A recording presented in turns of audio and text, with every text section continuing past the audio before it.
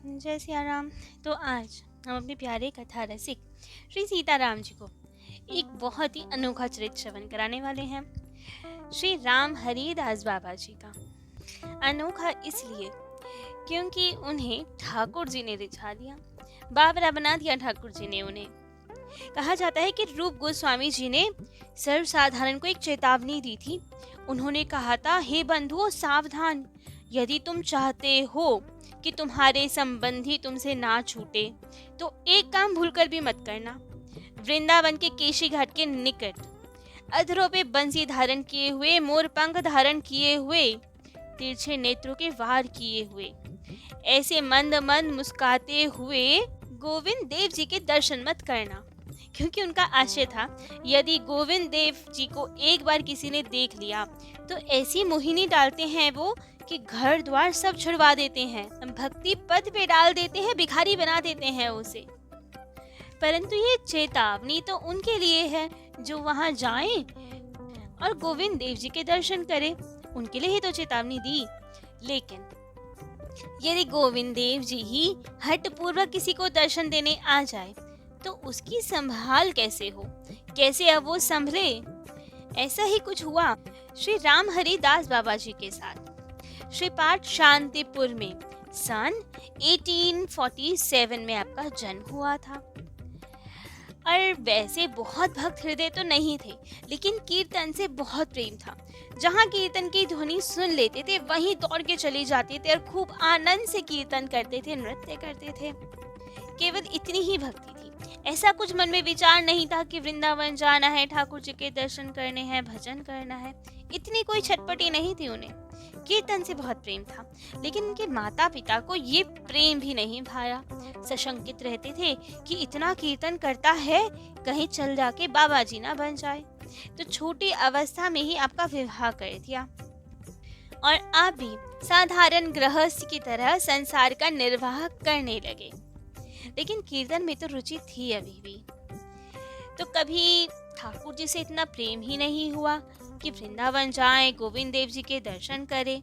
और यदि वे चाहते भी, होता भी प्रेम, तो भी शांतिपुर बहुत दूर था वृंदावन से, और उनके माता पिता तो पहले ही आपके कीर्तन से डरते थे, तो वृंदावन भला क्यों ही जाने देते आपको। तो कोई चांस ही नहीं थे आपके बावरा होने के, जैसे कि चेतावनी दी रूप गोस्वामी जी ने। लेकिन गोविंद देव जी उन पर रीझ गए, क्योंकि वे बड़े निष्कपट हृदय के थे, सरल स्वभाव के थे। अब जिस पे ठाकुर जी ही रीझ जाएं तो भला उसे अपने से दूर कैसे ही रखें। अब ठाकुर जी के लिए तो शांतिपुर दूर नहीं था ना उनके पास माता पिता कोई बंधन था कि माता पिता मना करेंगे तो मैं ना जाऊं। वे तो परम स्वतंत्र हैं। तो ऐसा ही हुआ। श्री राम हरिदास जी ने कभी नहीं चाहा वृंदावन जाने की, ना कोई ठाकुर जी से प्रेम की तरह से प्रेम था, बस सरल चित्त था। तो ठाकुर जी इतने रीझे कि एक दिन उनके घर के पास सहजन के वृक्ष के ऊपर मंद मंद मुस्कुराते हुए श्री राम हरिदास जी को दर्शन दे दिए। अब तो वे देखे वृक्ष के ऊपर तो गोविंद देव जी मंद मंद मुस्काए। अब तो गोविंद देव जी तो ऐसी मोहिनी डाल दी कि बस दर्शन ही काफी है उनका। तो रूप गोसाई जी ने तो वैसे ही चेतावनी दे दी, तो वही फलीभूत भी हुई। क्षण भर के दर्शन थे, लेकिन उस क्षण भर के दर्शन ने ही आपको तो बावरा बना दिया। घर द्वार बंधु बांधव सब छोड़कर वृंदावन जाने की तैयारी हो गई। अब उनका घर में बिल्कुल मन ना लगे, विक्षिप्त की भांति हो गए। कभी इधर डोले, कभी उधर डोले, कभी गोविंद देव जी को याद करके दिन रात अश्रुपात करें। माता पिता बड़े ध्यान रखते, बार बार उन्हें घेर घार के लेकर आते, समझाते, लेकिन कहाँ ही कुछ समझ में आए। केवल एक गोविंद जी की छवि ही मन में, उन्हीं का नाम मुख में। अब जब इतनी बार हो गया, अब चले जाते, माता पिता ले आते, समझाते, तो बहुत अशांति सी हो गई। वैसे ही आपका घर में मन नहीं लग रहा था और अब बाधा भी पड़ रही थी। तो एक दिन अवसर पाके आपने घर का त्याग कर दिया और भागकर बिना किसी को बताए नवदीप चले गए। वहां जाकर सिद्ध जगन्नाथ बाबा जी के चरणों में गिर पड़े, आत्मसमर्पण कर दिया उनके चरणों में, प्रार्थना की, रुदन किया। उस समय श्रीखंड निवासी श्री राधिका विलास गोस्वामी जी भी वहीं आए हुए थे। तब तो जगन्नाथ दास बाबा जी ने उन्हीं को कहा आपको दीक्षा प्रदान करने को। अब दीक्षा तो उन्हें श्री राधिका विलास गोस्वामी जी ने दी और जगन्नाथ दास बाबा जी ने वेश प्रदान किया आपको। अब तो खूब आनंद रहा, भजन और बढ़ा। वेश का आश्रय लेने के बाद, वो संस्कार के बाद कठोर वैराग्य का पालन करते हुए अब वृंदावन चले गए। वहाँ खूब आनंद से वैराग्य से भजन करने लगे। 12 वर्ष तक राधा कुंड में ही रहे और उसके बाद कुछ दिन काला बाबू की कुंज में रहे और भजन करते रहे। श्री राम हरिदास बाबा जी स्नेह की मूर्ति थे, सबसे खूब प्रेम करते थे, सब पे खूब प्रीति लुटाते थे अपनी। उनका बहुत स्थूल देह था तो इसलिए सब उन्हें भोलानाथ कहते थे। लेकिन जब भक्त मंडली के बीच गौर कथा कहते थे तो इतने भाविष्ट हो जाते थे, गौर कथा में ऐसे डूब जाते थे, सखी स्वरूप ही समझते थे अपने को। तो सबसे बड़े मधुर स्वर में कहते कि तुम लोग मुझे दीदी कहा करो, और लोग उनकी आज्ञा का पालन भी किया करते थे, क्योंकि जानते थे आपके भजनावेश को, आपके स्वरूप को।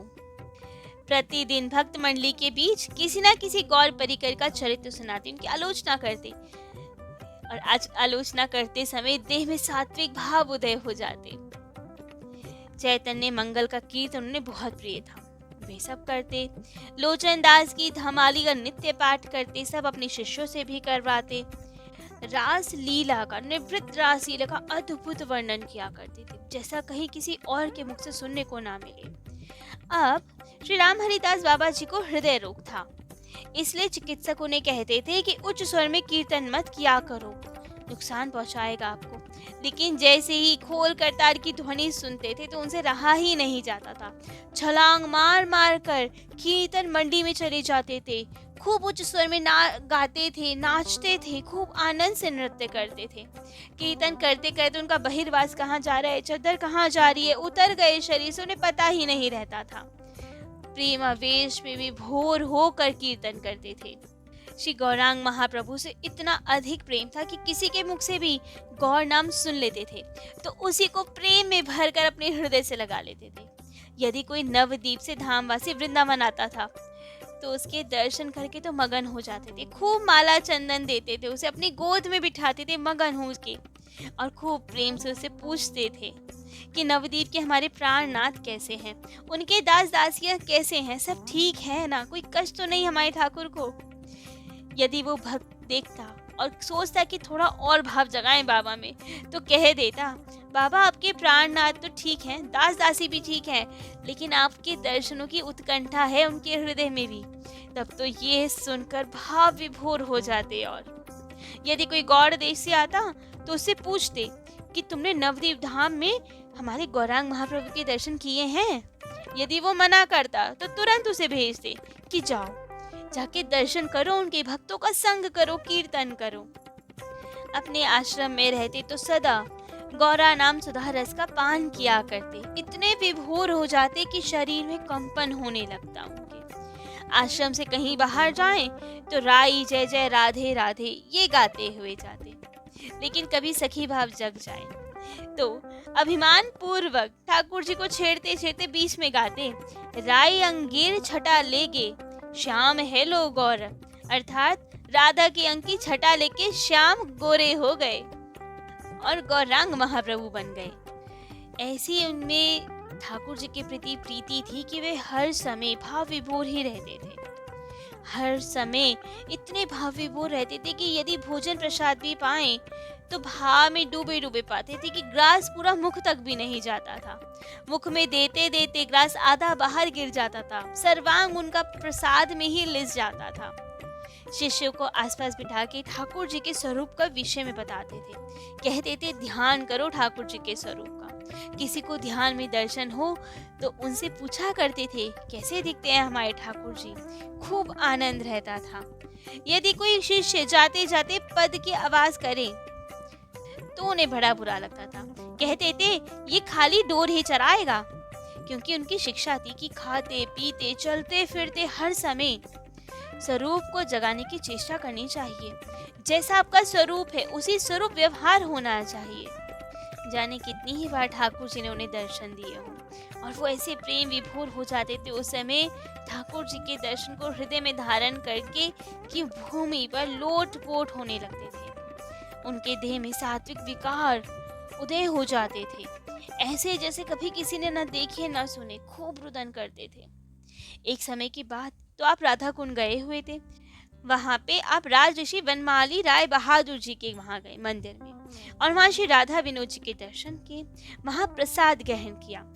लेकिन जाने प्रसाद पाते पाते कौन सी लीला आपके हृदय में उदय हुई कि भावावेश में भरकर आपने अपनी एक उंगली की नोक पर एक कणा चावल और एक कणा दाल का रखा और उठ के खड़े हो गए और जोर जोर से गौर गौर कह के उच्च स्वर में कीर्तन करने लगे, नृत्य करने लगे, केवल वो एक चावल के दाने और एक दाल के कण को लेकर खूब आनंद से कीर्तन करने लगे। अब कीर्तन में इतना प्रेम भरा हुआ था कि कीर्तन की धुन सुनकर वृद्ध श्री मथुरादास बाबा जी भी वहां आ गए, श्री विजय कृष्ण गोस्वामी जी के शिष्य गण भी वहां पे आ गए, वनमाली राय बहादुर के बड़े भाई वे भी वहां आ गए, माधव दास बाबा और बहुत सारे संत आए और सब मिलकर प्रेम विभोर होके वैसी ही अवस्था में कीर्तन करने लगे।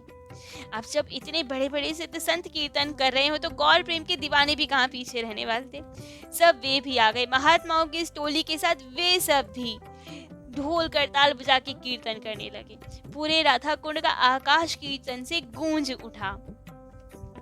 जिनके भी कानों में अब वो धुनी पड़ती तो वे भी स्थिर नहीं रह पाता, वो भी भावाविष्ट हो जाता, आकर कीर्तन में सम्मिलित हो जाता और उत्तम नृत्य करके कीर्तन करता। पूरा वातावरण श्री राधा नाम से पुष्पित हो गया था। सन 1907 में भाद्र मास शुक्ल चतुर्दशी के दिन एक पहर बीत चुका था। तभी श्री राम हरिदास बाबा जी ने अपने एक शिष्य को बुलाया और कहा कि देखो, श्री वास पंडित जी के आंगन में श्री गौरांग महाप्रभु अपने परिकरों समेत विलासिनी के भाव में विभोर होकर नृत्य कर रहे हैं। लेकिन अब शिष्यों को तो कुछ ना दिखाई दे। वे सोचे कि वे तो बड़ी दूर जगह है, बाबा को कैसे पता। लेकिन आप तो भावाविष्ट थे, तो आपने कहा नहीं, सच में गौरांग महाप्रभु वहां अपने परिकरों समेत विभोर होकर नृत्य कर रहे हैं। मुझे भी वहां जाना है, शीघ्र स्नान करा दो, तिलक आदि धारण करवा दो मेरा। अब तो आज्ञा का पालन किया शिष्य ने, शीघ्र ही श्री राम हरिदास बाबा जी को स्नान करवाया, तिलक स्वरूप धारण करवाया और इसके बाद बाबा तो नेत्र मूंद कर ध्यान अवस्था में बैठ गए। थोड़ी देर ही हुई थी, ध्यान अवस्था में बैठे बैठे ही बाबा दिव्य देह से श्रीवास आंगन में महाप्रभु के नृत्य कीर्तन में जाके सम्मिलित हो गए और उनका लौकिक शरीर, पार्थिव शरीर जहां था वहीं पड़ा रह गया। तो ऐसे अद्भुत थे श्री राम हरिदास बाबा जी, जिन्हें ठाकुर जी ने जबरदस्ती अपनी मोहिनी डालकर अपनी सन्निधि में कर दिया। तो आज श्री राम हरिदास बाबा जी का चरित्र तो यहीं विश्राम देते हैं। कल अपने प्यारे कथा रसिक श्री सीताराम जी को उनके अन्य किन्हीं दिव्य प्यारे भक्त का चरित्र श्रवण कराएंगे। आज के लिए इतना ही। जय जय श्री सीताराम।